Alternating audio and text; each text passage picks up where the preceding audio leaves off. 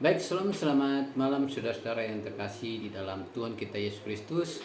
Pada malam hari ini kita kembali membahas atau berbincang mengatasi suatu konflik yang terjadi dalam ke aspek kehidupan kita di setiap langkah kehidupan kita, secara khusus di dalam kehidupan berkeluarga.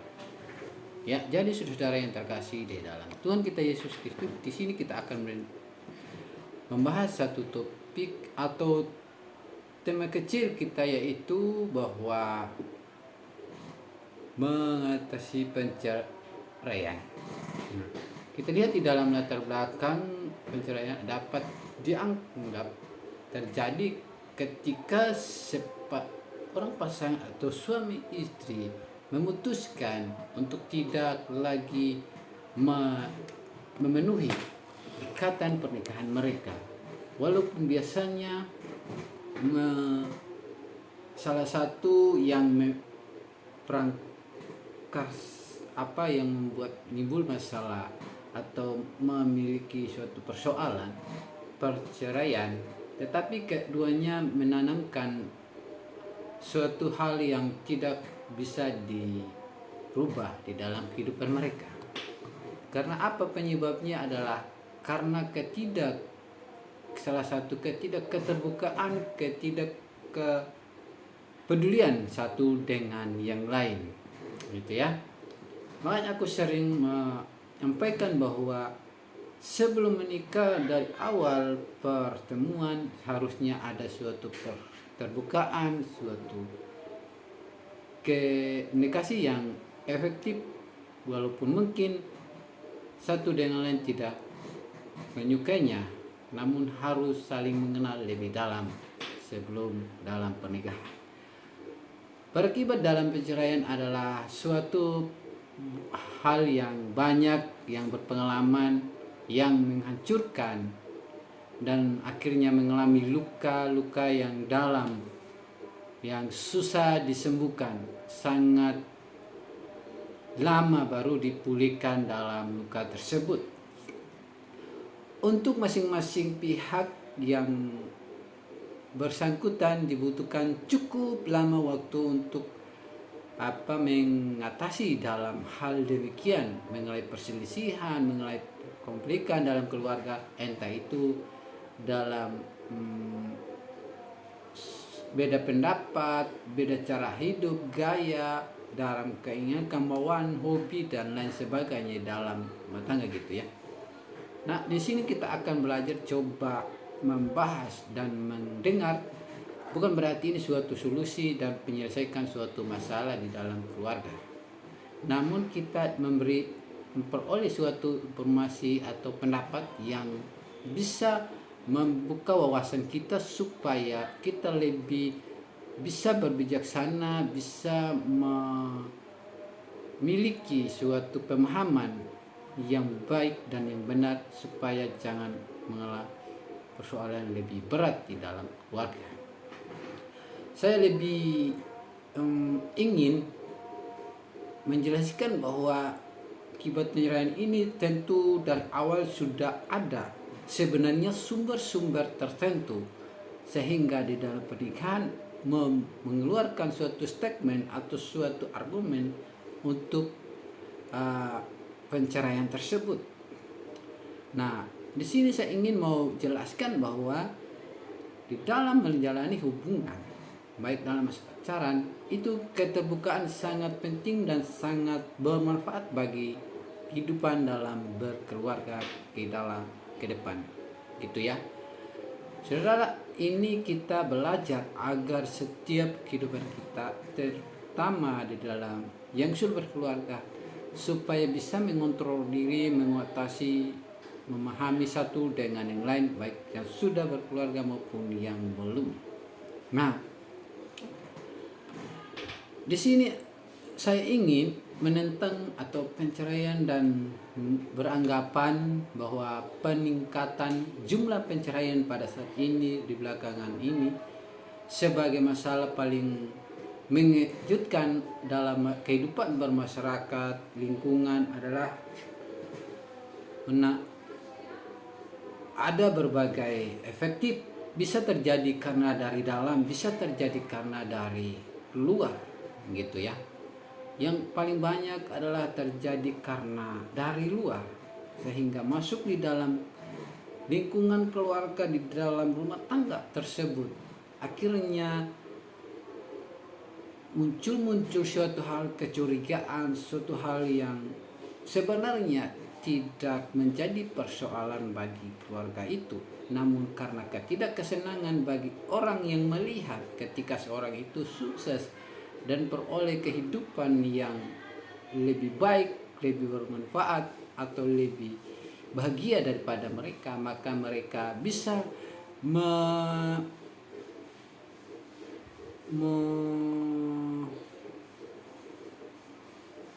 menghasut salah satu dari antara mereka, gitu ya. Terutama dari awal dalam menjalin hubungan tentu ada banyak persoalan, kendala yang dihadapinya, gitu ya. Oleh karena itu perlunya kita itu hidup lebih baik, kita mempercayakan sepenuhnya kepada kita daripada masukan dari orang lain. Dan juga sebagai orang tua, dari mereka kedua belah pihak tidak bisa mencampuri semua urusan kedua pasangan tersebut, karena sudah mereka tahu mana yang baik dan mana yang tidak baik di dalam kehidupan mereka. Oleh karena itu, kalau mau seorang tua supaya anaknya ke depan lebih baik dan lebih sukses dalam menjalani hubungan dalam keluarga, sejak ia masih kecil, masih umur kecil, dia sudah bisa menasihati dan bisa membimbing dan menuntunnya ke arah yang baik, ya. Di sini kita melihat bahwa bahwa Tuhan dapat mengampuni setiap orang dan memulihkan setiap orang bagi orang yang mau bertobat dan mau ubah hidupnya yang lama ke hidup yang baru, gitu ya. Ketika ia mau berkomitmen hidupnya yang lama menjadi yang baru, apapun yang dia pernah lakukan, dia pernah perbuat sebelum dia mengenal Kristus, dan ia setelah mengenal Kristus, maka hidupnya akan disertai oleh Tuhan. Persoalan masalah apapun yang sedang dihadapi, maka semuanya akan bisa diatasi karena bersama-sama dengan Tuhan.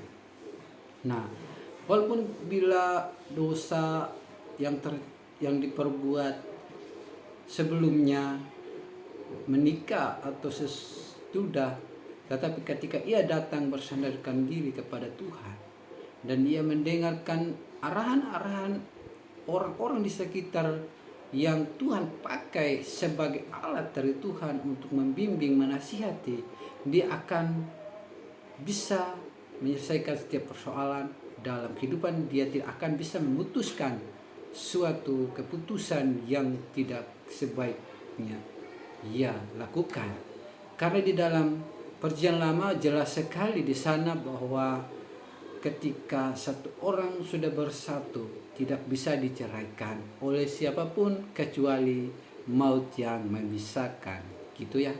Bagi saudara-saudara yang menikah, tetaplah kuat dan tetaplah teguh bersama Tuhan, pasti bisa, ya. Di dalam kehidupan gereja maupun dalam lingkungan gereja, kita harus bisa menjadi berkat bagi orang-orang di sekitar kita, baik yang pemuda-muda dan seterusnya. Nah, di dalam lingkungan gereja terdiri dari orang-orang yang berdosa. Tidak semua yang ada dalam lingkungan gereja itu sudah sempurna, sudah tidak berbuat dosa. Namun bagaimana caranya supaya hidup itu bisa teratasi? Hanyalah bersama Tuhan. Dimana ketika Paulus menulis daftar atau panjangnya lebarnya dosa pada jemaat Korintus, menjelaskan dosa-dosa yang jangan lagi terulang, bahwa dia menambahkan beberapa orang di antara kamu, demikianlah dahulu Di dalam 1 Korintus pasal yang ke-6, di sana kita melihat bahwa 1 Korintus,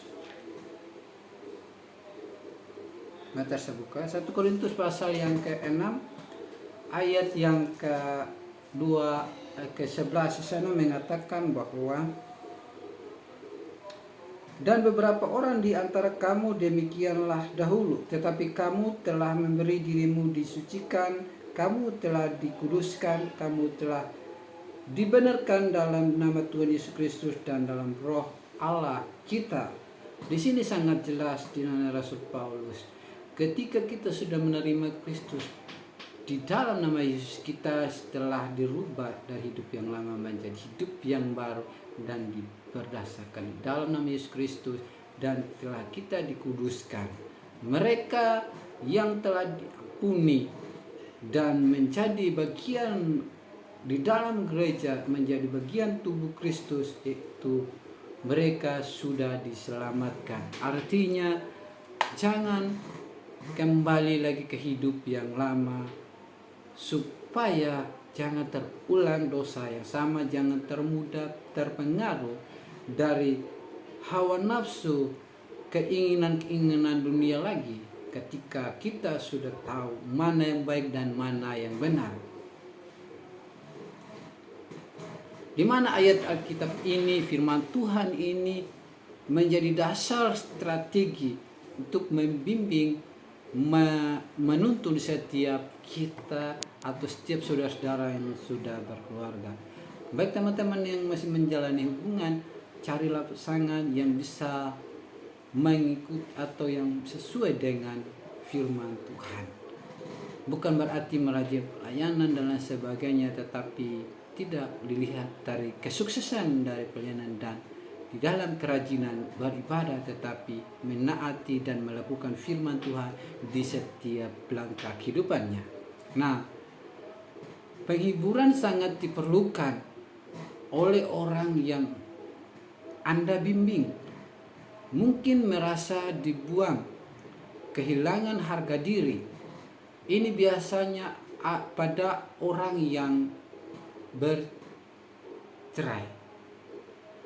Ketika kita mengetahui suatu persoalan kehidupannya, jangan kita tanpa mendukakan hatinya, tetapi bagaimana caranya supaya kita bisa memberi penghiburan, penguatan di dalam kehidupannya supaya tetap bertahan di dalam rumah tangganya itu. Bukan kita menghasut supaya ia meninggalkan sangannya, tetapi kita mendorong supaya bisa tetap bersatu sampai maut memisahkan. Itulah namanya memiliki kasih daripada Kristus Yesus. Saudara yang terkasih di dalam Tuhan kita Yesus Kristus, ini saya ingin ini dinyatakan bahwa Anda menghargai permintaan untuk dilayani dan ingin berbicara dengannya. Artinya ketika ia meminta pendapat, meminta solusi darimu, percayalah Tuhan akan menuntunmu dan memberi kamu hikmat, kebijaksanaan. Dia bisa berubah pikiran atau hidupnya yang lama menjadi baru seperti Kristus. Di mana Allah mengasihi kita, saudara dan saya, dan menerima saudara dan saya sebagaimana adanya kita. Bukan berarti kita yang berbuat baik, bukan karena sebuah perbuatan kita di mana Tuhan mengasihi kita, tetapi karena kemauan keinginan Allah sendirilah sehingga ia mau mengasihi, mengampuni saudara, melayakkan saudara sebagai anak-anaknya di hadapannya, sebagai umat Kristus.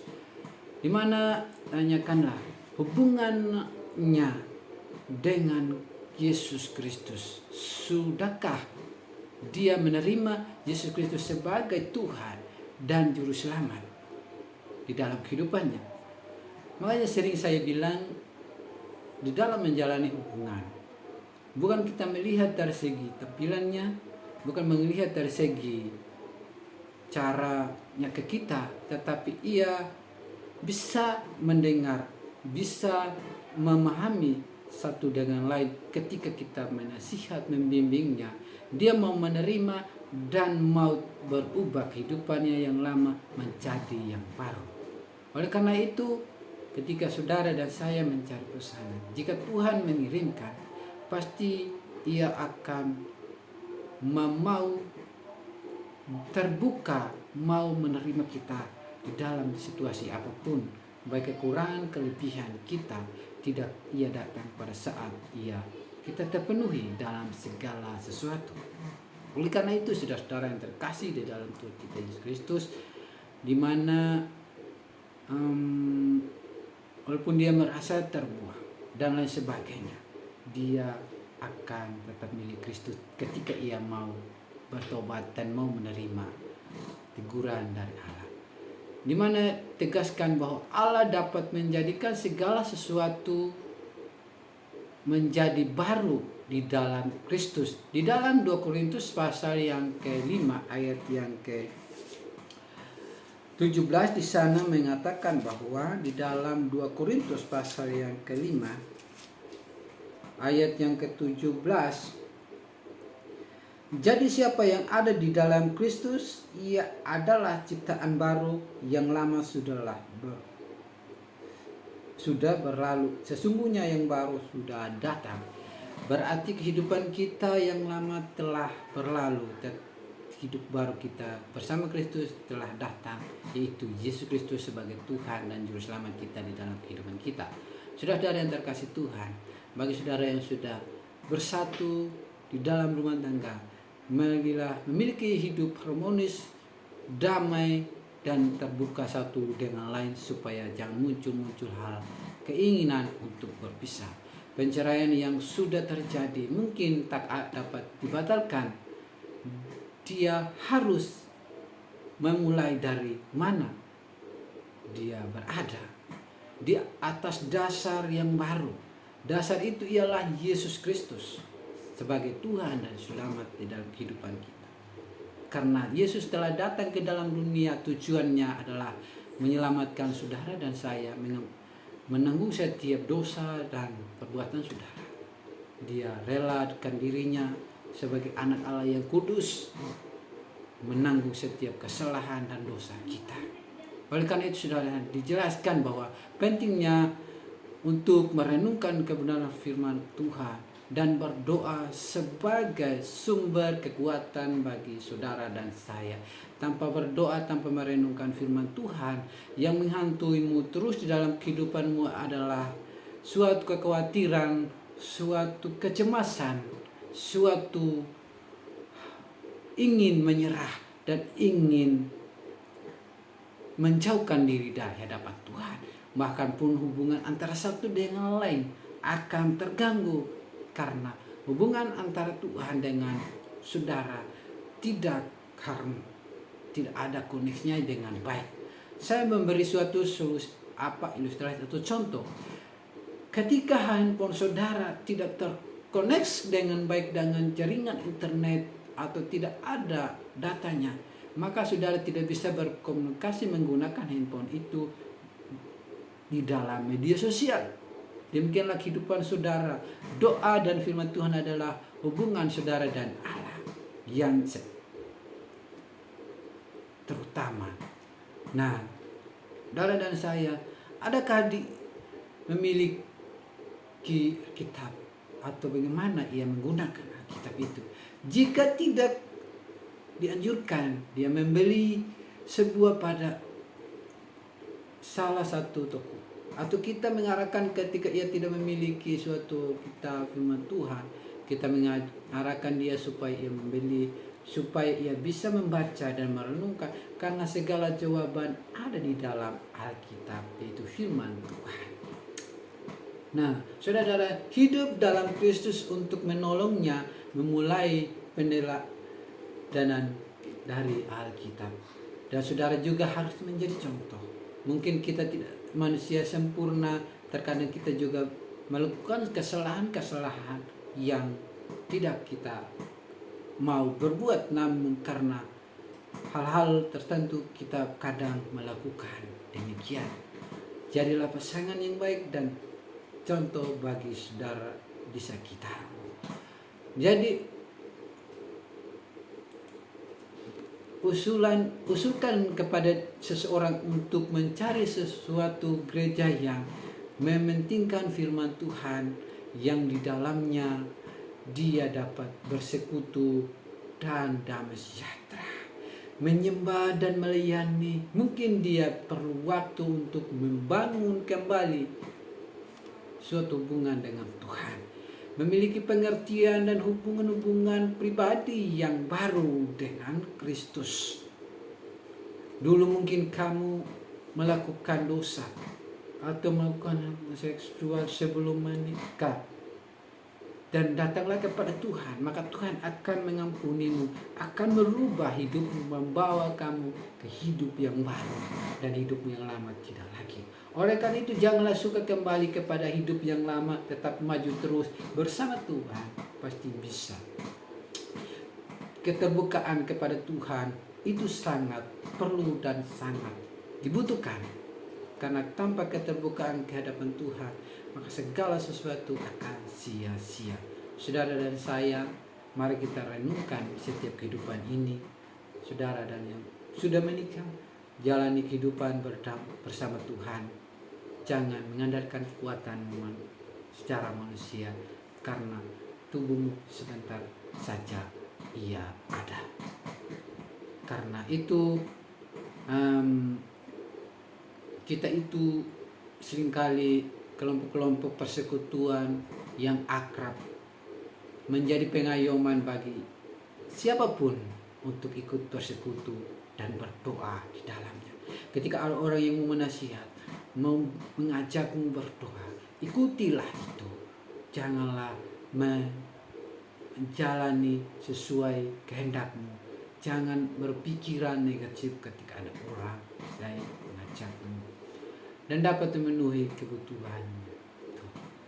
Berdoalah dengannya agar dia mengalami kesembuhan emosional dan damai di hati, pemulihan keyakinan, kekuatan dan pengertian rohani. Itu penting bagi orang. Tapi bagaimana orang yang tidak mau menerima ajakan ketika kita ajak berdoa? Itulah jadi tugasmu. Kumuli di dalam doa, pasti waktu Tuhan pasti ia akan mau untuk berdoa bersama-sama. Dia terbuka di hadapan Tuhan. Jadi beri dia masukan untuk mencari bantuan dari seseorang ahli, mungkin yang memiliki rohani, jika dia memerlukan seseorang pendeta atau psikologi Kristen dan lain sebagainya. Mungkin dapat membantunya waktu bimbingan Anda perlu mengingatkan supaya ia bersama-sama dengan Tuhan. Tetapi bagaimana kalau kita mau bimbing dia tidak mau? Itu tugasmu. Bagaimana caranya supaya dia mau? Karena kadang ada orang yang seperti ini. Ketika kita menyampaikan sesuatu, ketika ia merasa melakukan hal itu, dia akan merasa adanya penolakan, tidak menerimanya. Hal demikian pasti tidak akan menerima, karena padahal kita sebenarnya tidak tahu apa yang dia perbuat, tapi kita itu sebagai alat Tuhan, sebagai hamba Allah, ia akan memberi kita bisa tahu segalanya yang ia perbuat sebelumnya. Dan kadang kita tanpa sengaja untuk mengungkit masalahnya, masa lalunya, tetapi karena Roh Allah bekerja di dalam kehidupan kita bisa mengetahui segala sesuatu keunikan kehidupan seseorang, karena Tuhan ada bersama saudara dan saya. Nah, saudara-saudara yang terkasih dalam Tuhan, yang sudah terjadi, yang sudah pernah dilewati, itu perlu kita tinggalkan supaya kita mulai yang baru, ada di mana kita berada, bisa menyesuaikan diri, bisa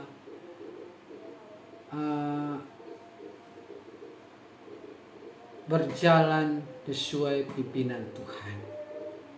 Di mana saudara yang pernah mengalami, usahakan mengarahkan percakapan sehingga seseorang itu saudara bisa berubah. Tidak kita menghakimi, tidak kita merendahkan, tidak kita berusaha untuk menekannya, tetapi bagaimana supaya ia bisa berubah di dalam kehidupan yang baru. Itulah tanggung jawab dan tugas saudara dan saya dimanapun Anda berada ya. Memang cara-cara orang pasti akan berbeda-beda cara membimbing, menasihati, menuntun, mengarahkan ke arah yang baik. Tetapi terkadang ketika hal-hal ini kita lakukan kepada orang tertentu, apalagi dia sudah pernah melewati hal-hal yang kita sebutkan itu, dia akan merasa diri penolakan karena dia tidak mau mengulangi hal itu. Mungkin dia trauma dan takut dan lain sebagainya ya. Tetapi perlu sebenarnya kita sering mengingatkan, karena berdasarkan firman Tuhan bahwa ingatkan dan nasihatilah di setiap waktu dimanapun kamu berada, baik makan, minum, berdiri, duduk, baik di dalam segala situasi. Kamu harus menasihati orang itu supaya tujuannya tidak terulang ke hal yang sama. Mungkin ia melakukan sesuatu sebelumnya, jangan kembali lagi di hal seperti itu. Mungkin melakukan pencurian waktu sebelumnya, supaya lagi jangan kembali melakukan pencurian itu, merokok, minum dan lain sebagainya. Itu tujuannya menasihati seseorang, membimbing seseorang. Tetapi bagaimana ketika orang itu tidak mau menerima, tidak mau mendengar setiap nasihat kita, tetap dia masih mau melakukan? Kita hanya tugas kita selanjutnya adalah berdoa, menyerahkan ke dalam tangan Tuhan.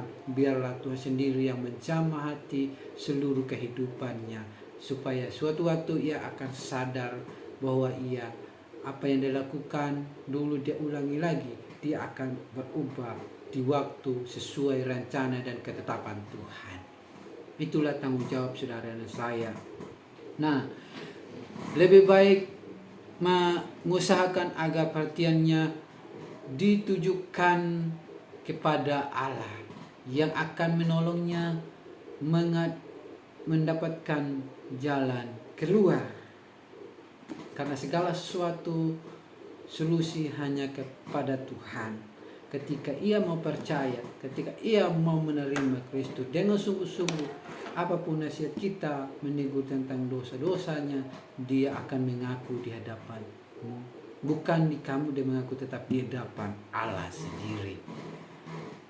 Nah, bersikaplah netral, jangan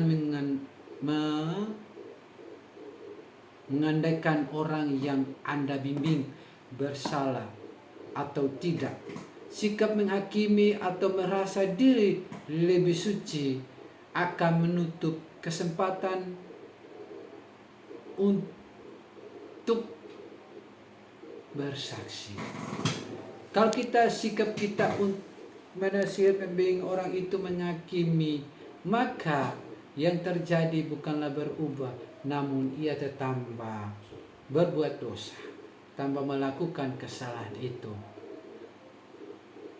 Nah, sebagai orang Kristen yang sudah menerima Kristus dan yang sudah bertobat, segala sesuatu akan ia melakukan berdasarkan firman Tuhan dan tuntutan dari Allah. Sekalipun seorang pemimpin, dia akan memimpin di dalam segala sesuatu berdasarkan tuntutan daripada Allah. Kristen tidak kebal terhadap keretakan-keretakan atau suatu persoalan-persoalan di dalam dunia rumah tangganya atau di dalam dunia pekerjaannya. Tetapi banyak masalah, banyak persoalan. Tetapi ketika ia tidak bisa menguasai diri, ketika ia tidak bisa mengatasi diri, maka akan dikuasai oleh iblis dan setan di dalam kehidupannya, akan berusaha menghancurkan di sekitarnya dengan caranya dia, karena yang membimbing dia adalah iblis. Oleh karena itu, saudara-saudara yang terkasih di dalam Tuhan kita Yesus Kristus, sebagai orang yang sudah percaya dan sudah menerima Kristus, jika orang yang kita layani adalah seorang Kristen, ikuti langkah-langkah yang harus kita patuhi.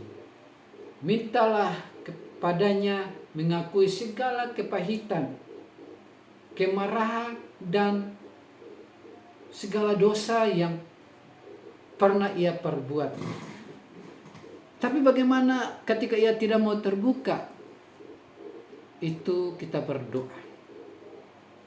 Ini juga suatu persoalan di dalam rumah tangga atau di dalam hubungan satu dengan lain, baik dalam dunia konselor, itu kesulitan terkadang. Tetapi ketika kita mohon kepada Tuhan, pimpinan Roh Kudus, pasti waktu akan dia terbuka. Yang sering saya jalani ketika saya membimbing orang itu, orang mendekati itu, saya begini, Tuhan, apa sih maunya orang ini? Seperti apa sih latar belakang orang ini? Tunjukkanlah kepada saya, supaya saya tahu di mana kehidupannya dia, seperti apa. Tapi bukan berarti suatu ini ya, saya itu pernah mengalami benar-benar ya Tuhan itu menunjukkan sikap aslinya orang tersebut. Apa tujuannya datang kepada kita itu, Tuhan akan menyatakan semuanya. Tersembunyinya juga dia sembunyikan dimanapun yang pernah dilakukan, pasti akan Tuhan tunjukkan dengan cara-cara tertentu. Nah, langkah-langkah berikut adalah minta supaya dia mengaku segala dosa perbuatan yang ia pernah perbuat sebelumnya. Yaitu ketika ia mengaku semua dosa-dosanya yang diperbuat sebelumnya, apapun itu, di hadapan Tuhan, kita berdoa di situ, putuskan di dalam nama Tuhan Yesus Kristus orang Nazaret, maka semua akan putus, tidak akan terhubung lagi dengan hal-hal ini. Ya, mungkin dia perlu menghadapi sikap-sikap pelanya yang merupakan bagian di dalam kehidupan, perceraian dan sebagainya, realitas jelas pemulihan. Tegas sekali dalam 1 Yohanes pasal yang ke-1 ayat yang ke-9 kita dapat melihat 1 Yohanes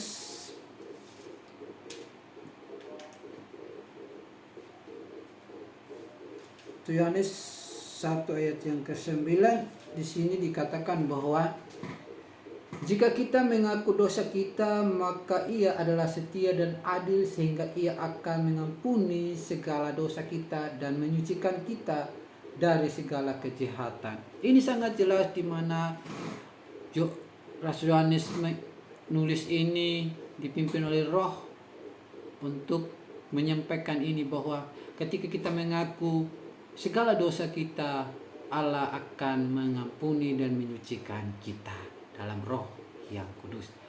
Di mana saya memberi suatu masukan untuk membangun ketertarikan baru pada pembacaan firman Tuhan, perenungan firman Tuhan, dan pendalaman Alkitab dan pendalaman Alkitab. Dia harus pula setia dalam berdoa. Walaupun kita membimbing, menasihat, memberi banyak solusi bimbingan, tetapi kalau seseorang yang kita bimbing menutup diri, tidak terbuka, maka tidak bisa menyelesaikan segala dosa dan kesalahan yang pernah ia perbuat. Oleh karena itu pentingnya bagi seseorang yang kita layani keterbukaan di hadapan Tuhan. Bukan dia terbuka kepada kita. Dan sebagai orang yang membimbingnya, jangan lagi menceritakan apa yang tidak pernah perbuat ke orang yang lain. Cukuplah kamu dan Tuhan yang mengetahuinya, supaya ia bisa melepaskan semuanya, tapi ketika kamu menceritakan hal lain tentang kehidupannya ke orang lain, maka ia akan kembali kehidupannya yang lama. Nah, di sini kita melihat bahwa di mana orang yang ketembeng itu harus pula setia dalam berdoa, serahkan segala sesuatu kekhawatirannya kepada Tuhan. Kita bilang, serahkan segala sesuatu kekhawatiranmu kepada Tuhan, sebab Ia yang memiliki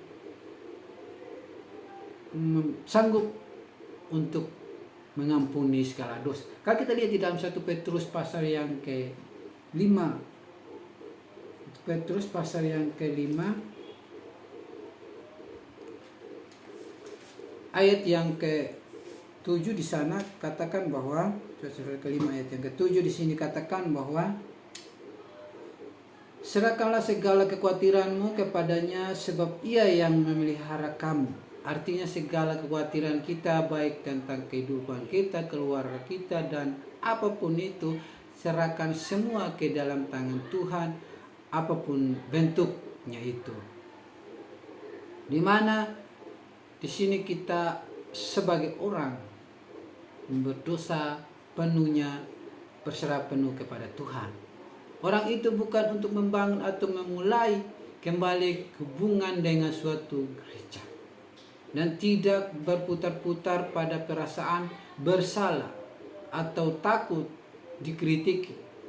Justru sekarang dia lebih memerlukan gereja atau orang yang benar-benar mengerti dan memahami tentang kehidupannya.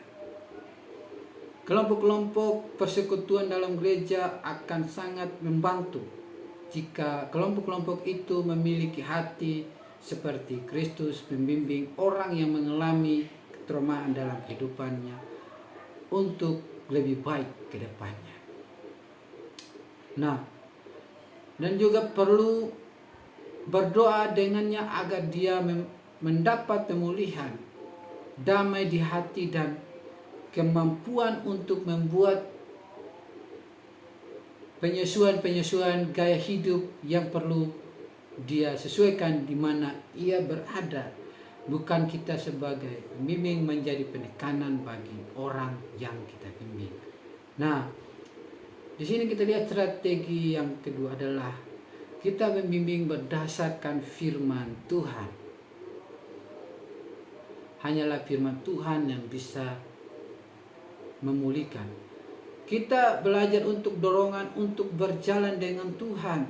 Percayalah kepada Tuhan dengan segenap hatimu dan janganlah bersandar kepada pengertianmu sendiri. Akuilah Dia dalam segala lakumu, maka Ia akan meluruskan jalanmu. Artinya kita mengarahkan dia berdasarkan firman Tuhan. Di dalam Amsal pasal 3 ayat yang ke-5 sampai yang ke-6 di sana mengatakan bahwa kita arahkan dia, dorong dia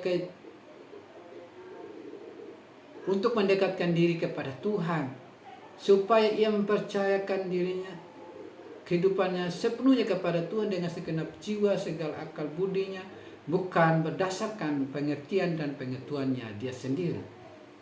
Dan janganlah hendaknya kamu khawatir tentang apapun juga, tetapi nyatakanlah dalam segala hal keinginanmu kepada Allah dalam doa dan permohonan dengan ucapan syukur.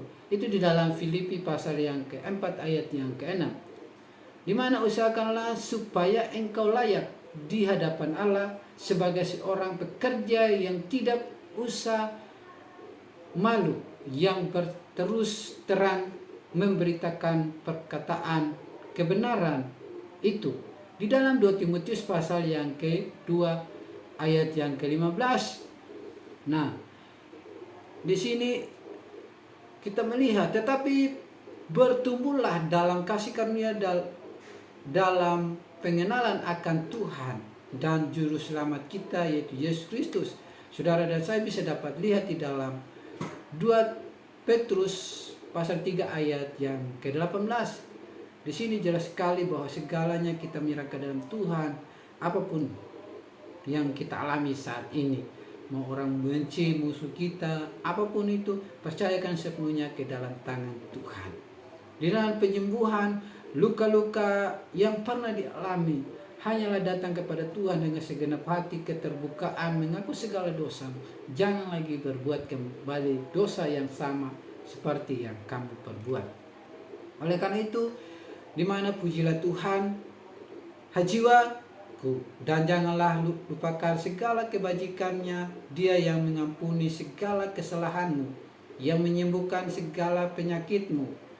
Dia yang menebus hidupmu dari lubang kubur, yang memahkotakan engkau dengan kasih setia dan rahmat. Dia yang memuaskan hasratmu dengan kebaikan, sehingga masa mudamu menjadi baru seperti pada burung Raja Wali. Di dalam Mazmur pasal yang 103 ayat yang kelima, ayat 2 sampai yang kelima, itu Tuhan.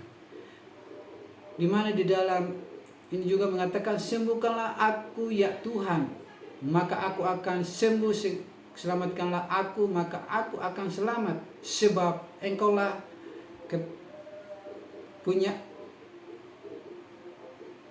engkaulah kepujianku.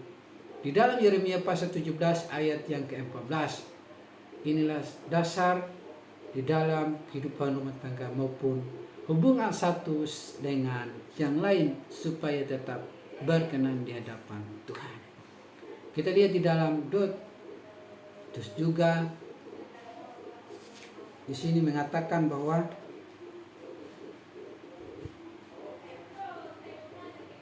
Timotius pasal yang ke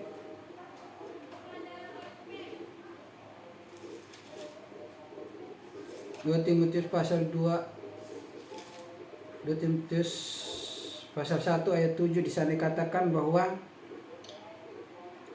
sebab Allah memberikan kepada kita bukan roh ketakutan, melainkan roh yang membangkitkan kekuatan, kasih dan ketertiban. Ini sangat jelas bahwa Allah memberi kita roh bukan roh ketakutan, melainkan roh keberanian di dalam bersama Kristus. Karena itu di dalam Mazmur pasal yang ke-23 di sana juga berkata bahwa ayat yang ketiga di sana, ia menyegarkan jiwaku, ia menuntun aku di jalan yang benar oleh karena namanya. Sangat jelas Tuhan akan memimpin kita ke jalan yang benar, menuntun kita ke jalan sesuai kehendaknya. Oleh karena itu, percayakan sepenuh kehidupanmu kepada Tuhan. Kiranya melalui ini Tuhan Yesus berkati saudara dan saya dimanapun Anda berada. Shalom, salam sejahtera, salam toleransi, Tuhan Yesus berkati.